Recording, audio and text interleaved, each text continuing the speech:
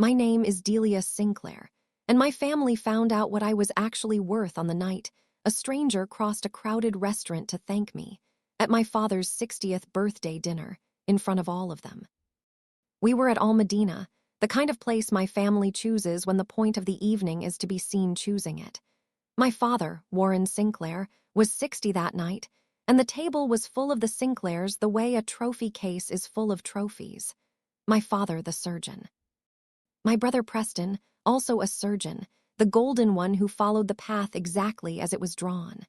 My sister Marguerite, who married a cardiologist and considers that a career. My mother, Claudia, who has spent 40 years being a doctor's wife with the seriousness of a full profession. And me at the far end in a plain dress, the black sheep, the one who left medicine, the one who became, in Preston's word, just an aide. Preston had already done the thing he does.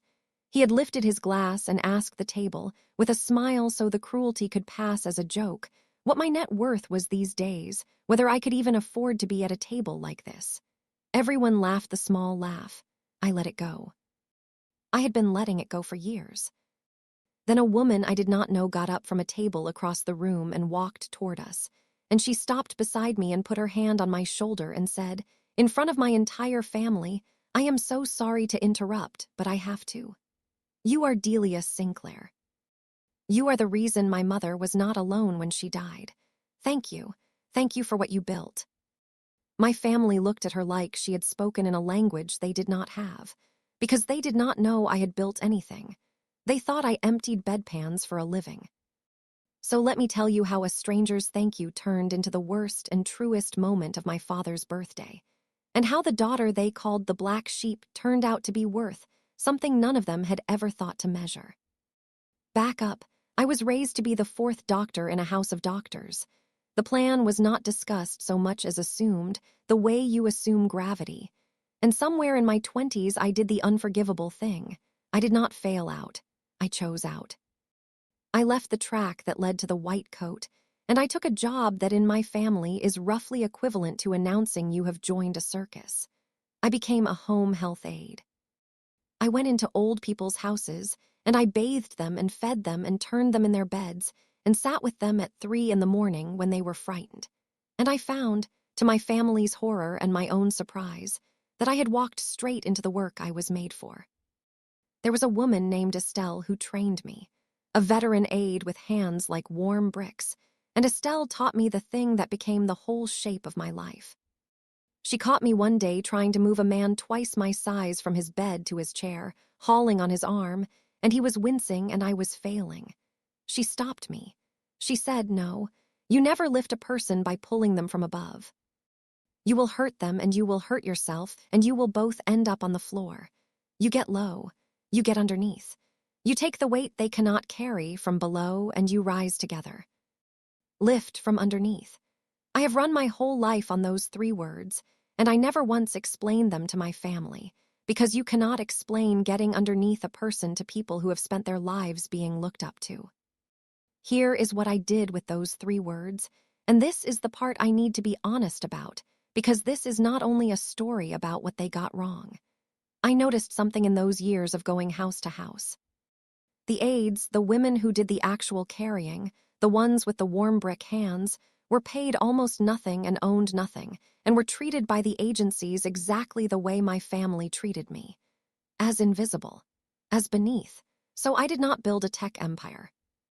I want to say that plainly, because I know the version of this story where the quiet one turns out to have been a secret billionaire the whole time. That was not me. I was not rich. What I built was a home care cooperative called Cornerstone, a caregiving company owned by the caregivers themselves. The women who do the lifting are not my employees. They are my partners. They hold shares. They vote. When Cornerstone does well, they do well. And over the years, the ones the world called invisible have bought houses and put children through school on the strength of work my family thinks is beneath a Sinclair. That is my net worth, not a number. 200 caregivers who own the thing they carry.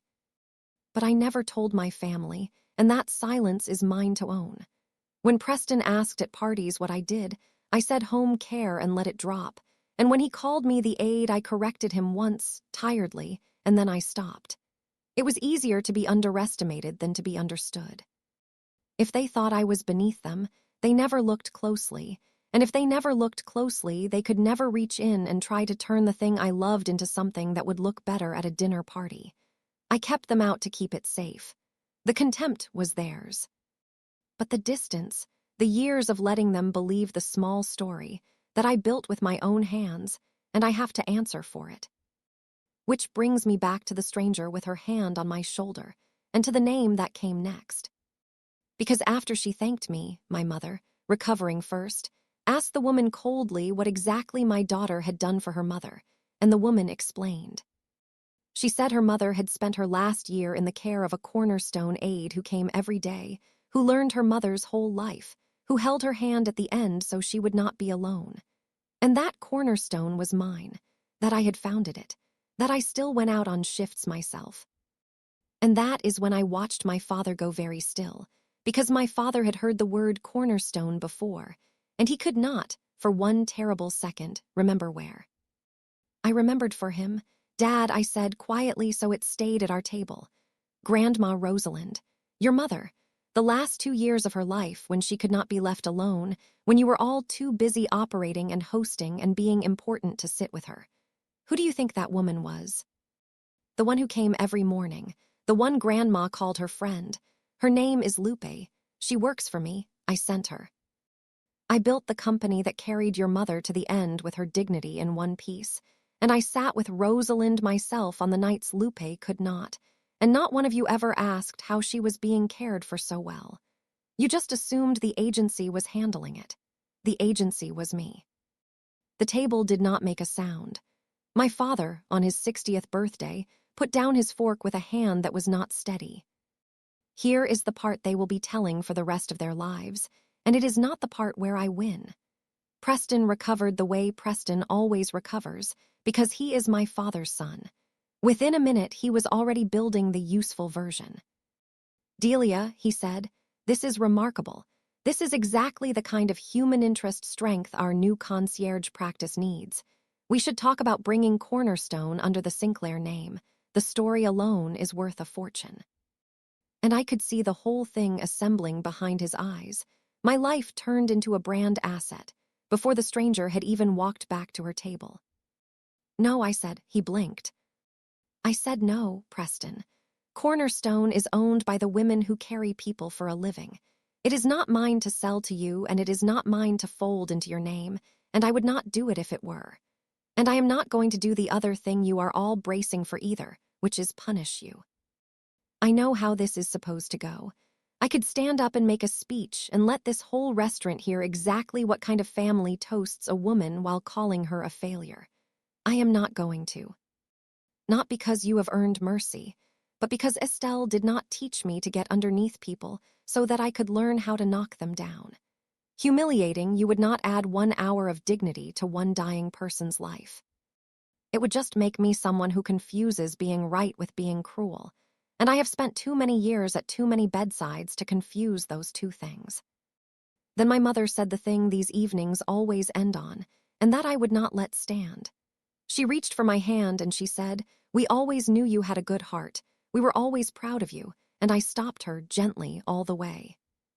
No, Mom, you were not proud. You were embarrassed, and you were comfortable being embarrassed, because a daughter who failed made the rest of you feel like you had chosen correctly. I am not going to help you rewrite this into a story where you saw me the whole time, because you did not, and I have spent my life around people at the very end of theirs, and I have learned that the kindest thing and the truest thing are usually the same thing. And the true thing is that you did not see me until a stranger made you. Nobody rushed to fill the quiet, for once. And then my father did the thing that is the reason this is not a story about revenge.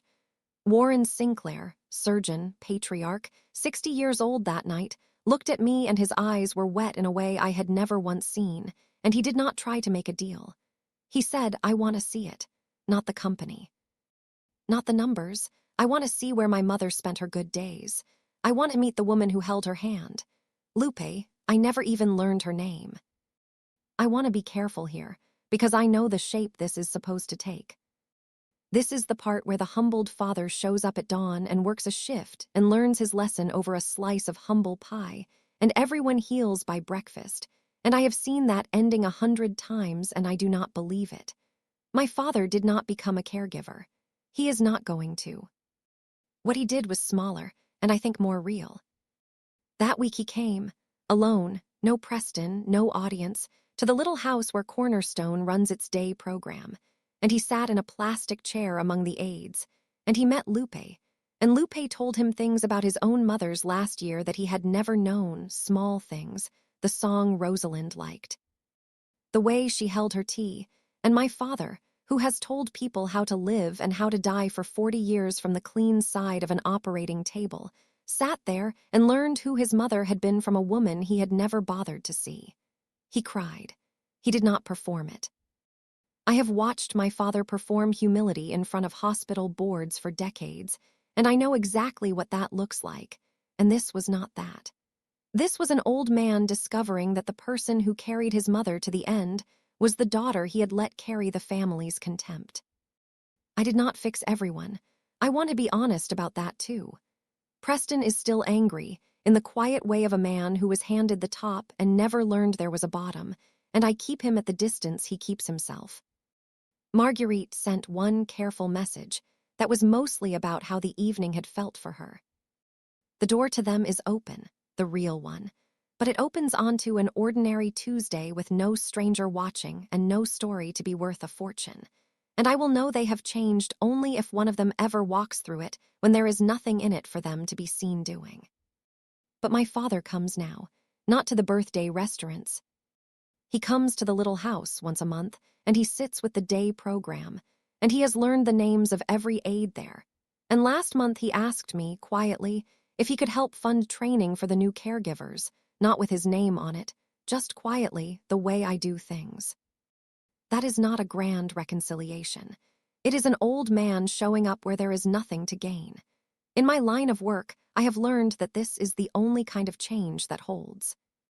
And I let my nephew Theo, who is 10 and whom this family has already started to file under sensitive, which is their word for a boy who feels things, come with my father on those mornings, because Theo wants to learn how to help people who cannot help themselves. And I would rather he learn it now than at 50. I told Theo the thing Estelle told me, with my father listening from his plastic chair. Someday, I said, the whole world is going to try to teach you to measure a person from above. By their title, their money, their net worth, how high they stand. Do not fall for it.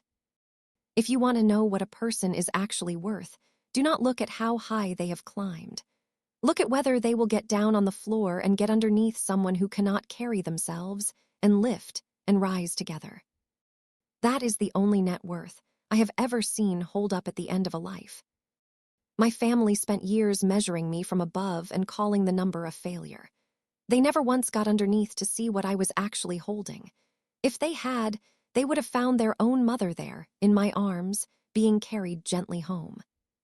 So if there is someone in your life you have filed under black sheep, the one who took the small job, the one whose net worth you think you can guess, do one thing before you carve that story any deeper.